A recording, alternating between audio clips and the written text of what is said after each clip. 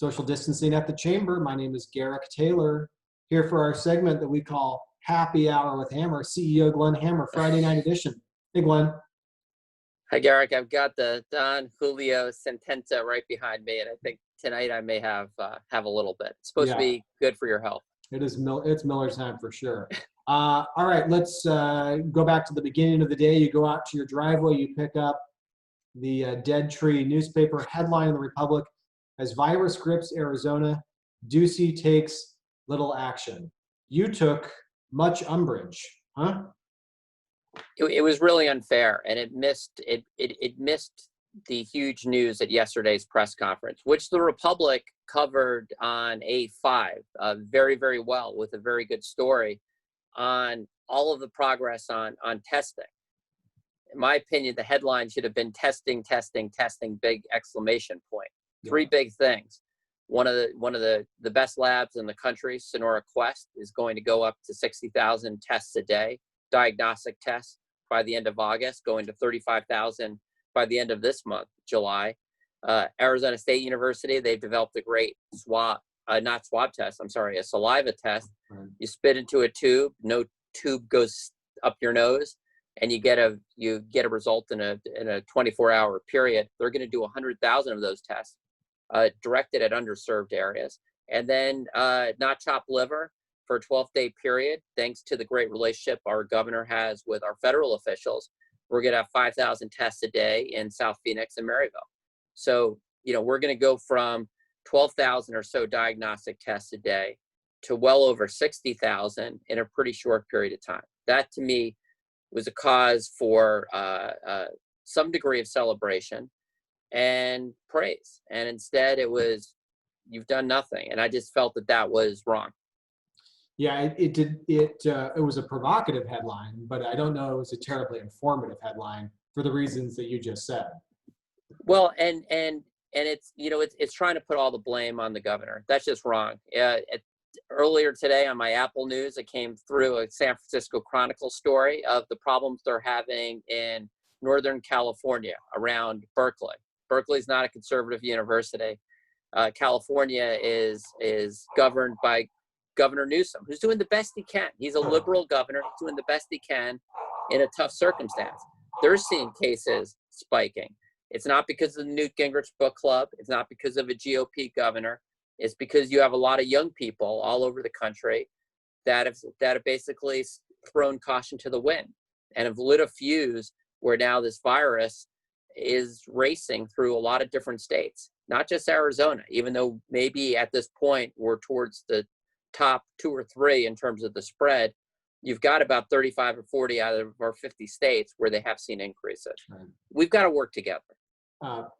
For those two of you who are concerned that Glenn might be dragging Cal Berkeley grads, he's not. There are people very near and dear in his life who are Cal grads. I'm married to a Cal Berkeley grad. It's a great, it's not as good as our state schools, but it's decent. And the point here is that it's easy to point fingers. It's tougher to really figure this one out.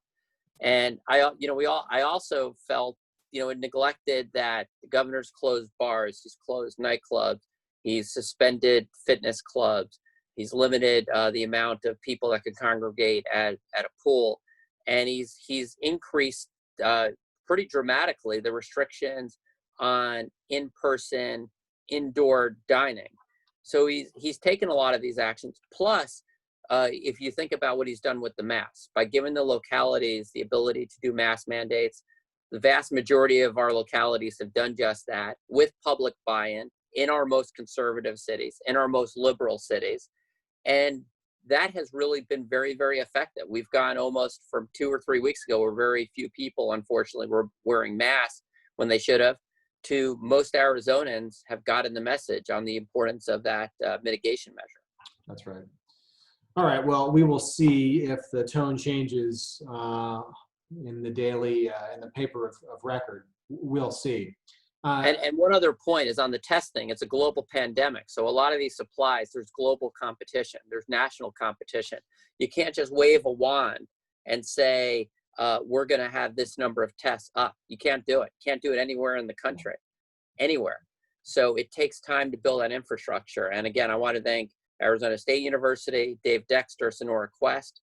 They've put a tremendous amount of effort into making these testing possibilities reality for Arizona.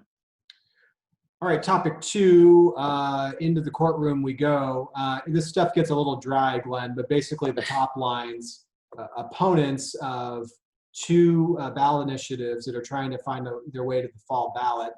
Opponents have filed suit today citing major flaws in each of the initiatives. The chamber is part of the coalition that's opposing these. Look, here's the top line, Glenn. When you raise taxes by nearly double, when you go from 4.5 to 8 as your top income tax rate, you should probably disclose that in your summary to voters. That one has a lot of other flaws. And on the healthcare initiative, that one has some serious flaws as well. That's sort of a gumbo of everything, and yet it still doesn't shoot straight with Arizona voters as to what exactly it does. I realize we're in a bit of a procedural stage right now of this, but whether these cases prove successful or not, this is just track 1 of the reasons why some of these are such terrible ideas. Well, on the healthcare one, we should all thank our hospitals, our healthcare system for just going above and beyond to keep us well. They've taken a tremendous financial hit because for a period of time, and they may have to do it again, a number of the elective procedures have been stalled out as they've been providing care to keep us well and keep us alive. And it's the California Union that's driving this. I mean, I don't understand.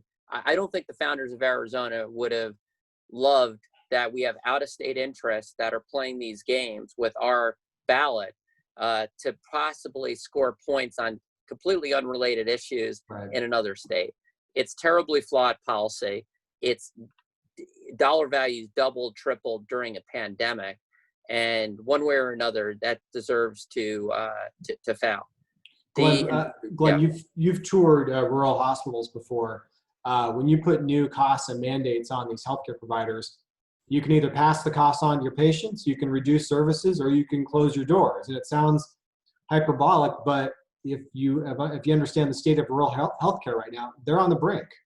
They're on the brink, and I've one of the things that we've done at this chamber over many years is we've made sure that we have a very strong healthcare system. We led the effort for Medicaid restoration, which was very important for the urban hospitals, but was existential to the rural hospitals. Right. We heard that we just can't make the numbers work. So this is as you said, it's gumbo, it's bad gumbo. Mm-hmm. It's very important for that not to go forward. And then on taxes, Glenn, when you go from 4.5 to 8, it seems like something that should be disclosed. And it's a bullseye on small business, because really a huge chunk of the dollars are raised through pass-through entities. It's deja vu, as the great Yogi Berra used to say, or love to say. It's deja vu all over again. Mm-hmm. This is as defective as the first one, if not more so. It uses the gimmick of a surcharge. It's not a surcharge. It's basically doubling our income tax rate directed right at small businesses. Small businesses, by the way, which have just been hammered by the pandemic. So this is a double whammy. And when we have record unemployment in this state because of this pandemic, we want our small businesses to be healthy so that they can hire and keep workers. And let me just say, on education, this state has done a tremendous amount of good in the last 10 or 12 years. The Arizona Chamber has supported many efforts to get more funding into our classrooms. We supported Proposition 123. We supported the 20-year extension of Proposition 301. We've supported additional money for our universities and community colleges, which once again get bupkis in this faulty effort. So zero. So again, this is lots of legal holes, and it's just another policy effort by ballot box that the state would be much better off without. Yeah, we'll continue to explore this topic. We've got a ways to go on this, but we will keep everyone up to date. All right, before we close out, we would be remiss if we did not send a get well soon note to Cardinals honcho Michael Bidwell. Glenn, he's healing up in a hospital on the East Coast. Looks like he's going to be getting out soon. So best wishes to Michael Bidwell. We want him to be back in our state, healthy and well, very soon. He has done a tremendous amount of good for the state. I'm not sure that we have a better business leader in terms of selling the state of Arizona to others in this country, and I've seen him do it in England as well. Yep. He's a great ambassador for the state of Arizona. I love the football team that he's put together. Great Arizona, great American. Get well soon, Michael, and go Cards. It's a good get well message to end the week from the CEO of the Arizona Chamber. Glenn, always good to have you on the show, and we will see you next week. Thanks, Garrick.